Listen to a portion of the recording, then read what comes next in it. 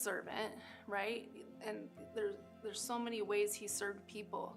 And when we're doing that, we're able to get out of our own self and kind of, that selfishness that all of us tend to have a little bit of. It's been meaningful with the younger people helping that way. I can't do it all, and they're there helping, and I appreciate them doing what they do. Well, I guess I love serving because I get to meet new people in the cafe and doing tech, something I've always wanted to do, and I just like pushing buttons.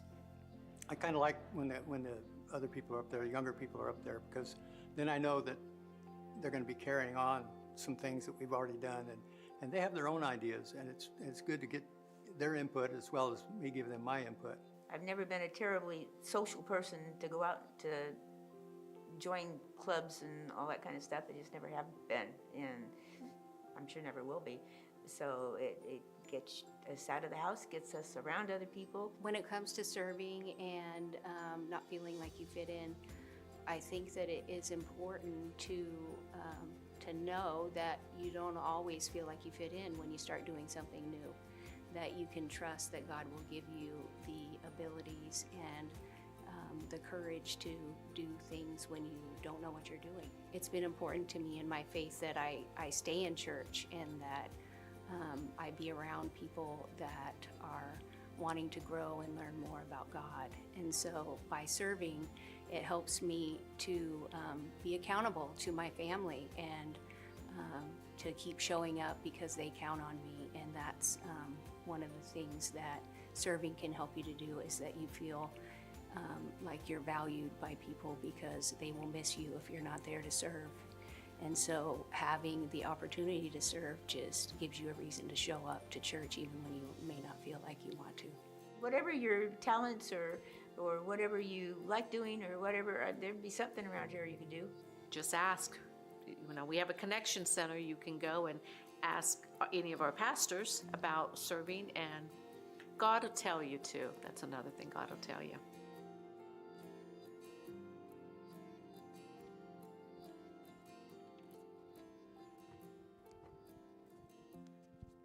Isn't that great? Isn't that great? Yes. So thank you, Seth, for putting that together, interviewing these people that are part of our family.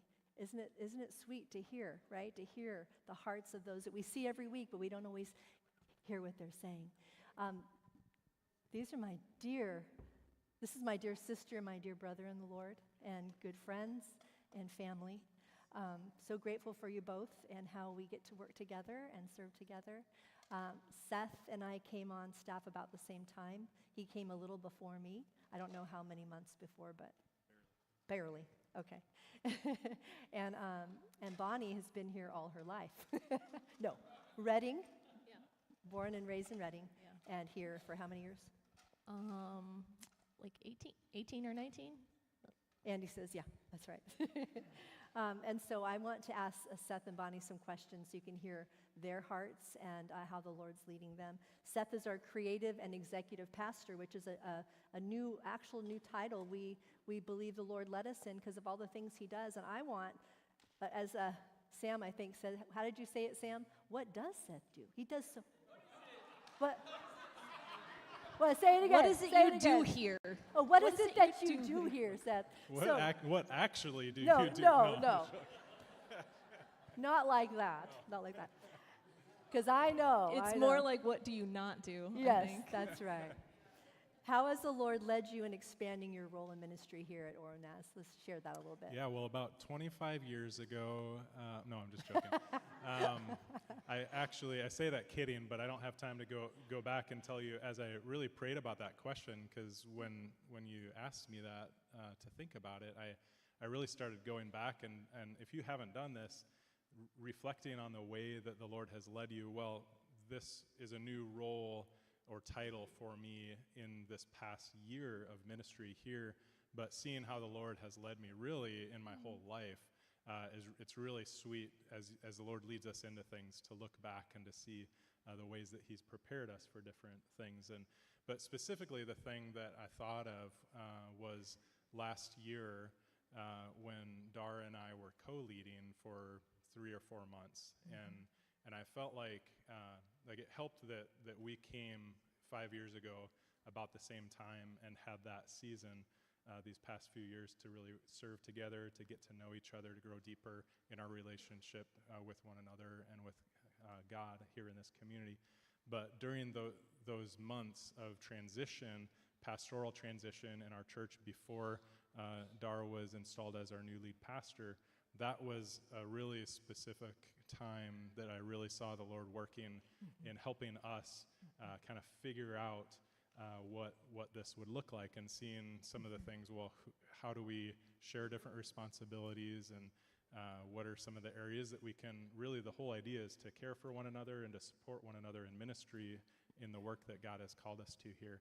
And so that's kind of the really specific ways I see how the Lord has led me. Transitioning, if you're not familiar with kind of how my role transitioned, I was more focused on worship and technology and communication, which is still part of my responsibility and focus here, but it's expanded a little bit, or a lot of it, depending on the day, to include more of the executive and administrative side. So I was working with Bonnie closely with communications before, but now that's as her role. Also, she can share about this more, but as she's taken on a little bit more this last year with facility, and myself also working with Colleen in the office and helping with some of the HR and administrative, kind of working with the staff team and partnering with Dar and just helping support her. Sometimes it's just, what do you need? How can I help, and how can we support one another? So. And it's much more than that, because Seth really listens to the Lord. And when we meet weekly, he'll ask me questions that I needed to be asked, things that I didn't think of. He's gifted, he's wise, he does a lot, and he has his family as a priority. His relationship with Jesus and his family are a priority. And he is invaluable to me, and I'm so grateful for you and your love for Jesus and your love for others. So thank you, Seth. Okay, Bonnie, how has the Lord, that's Seth's question.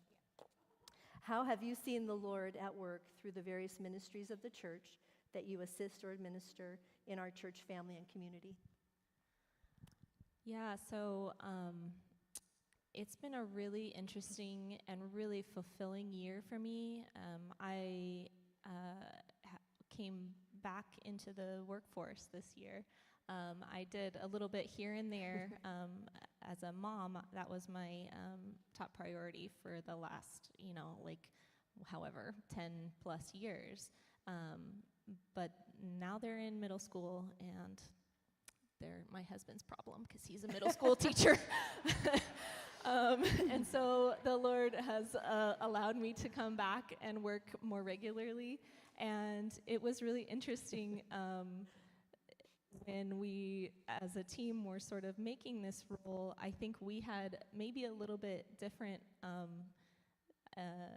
focus than the Lord did. And so it's been really amazing to see the Lord say, no, you're actually going to be focusing more on this. And helping the ministries, equipping the ministry leaders and that kind of thing has been really great, and getting them the practical things that they need.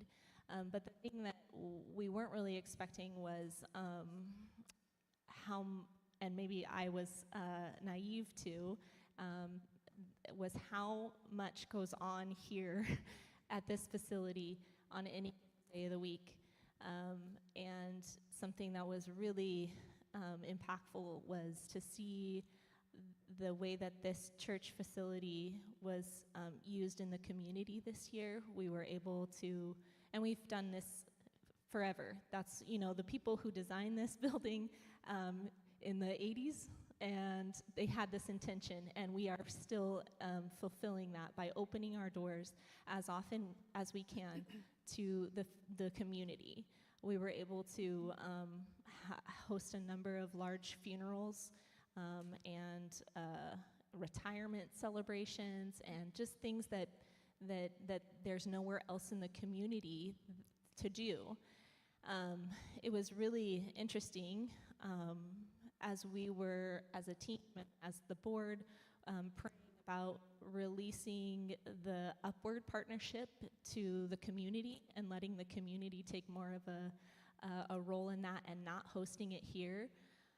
It was a hard decision. We didn't want it to seem like we weren't supporting the community, right? And it was really a divine timing thing, because right after we released the Upward partnership for the community to take, and it freed up all the weekends and everything here, it was like the very next day True. was when we got our first call from the Hmong Alliance Church that said, we need a facility.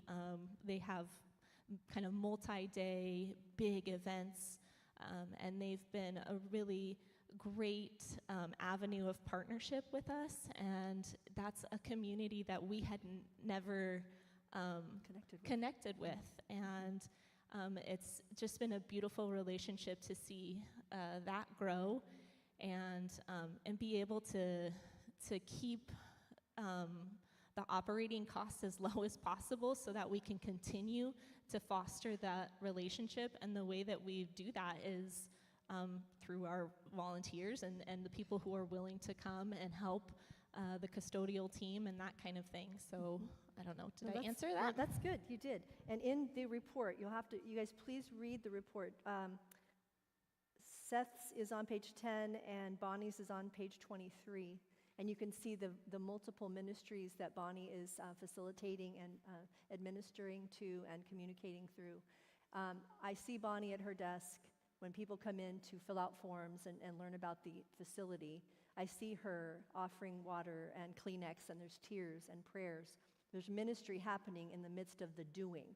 And that's our heart, is that Jesus would be seen. People would sense his presence and want to know him through the things that we do here and through the things that you do in your day.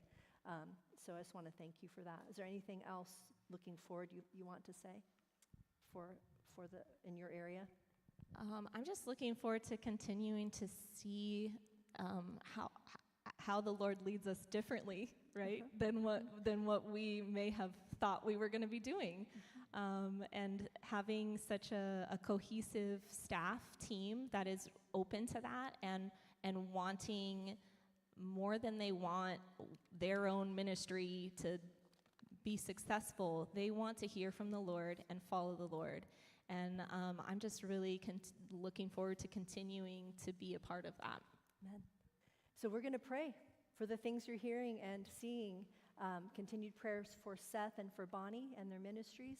And we have 90 seconds to do that. So I'm going to pray for them. You guys pray, and then we will close our service.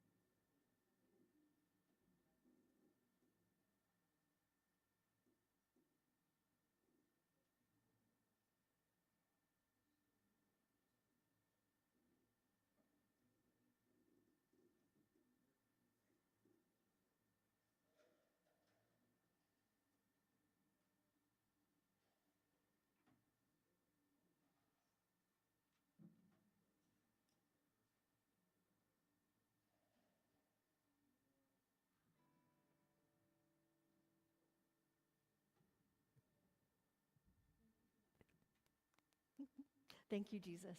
Thank you for hearing every prayer. Thank you for knowing what we need even before we ask. And as we get ready to wrap up this annual meeting, I wanted to draw your attention to as you open the report, if you don't have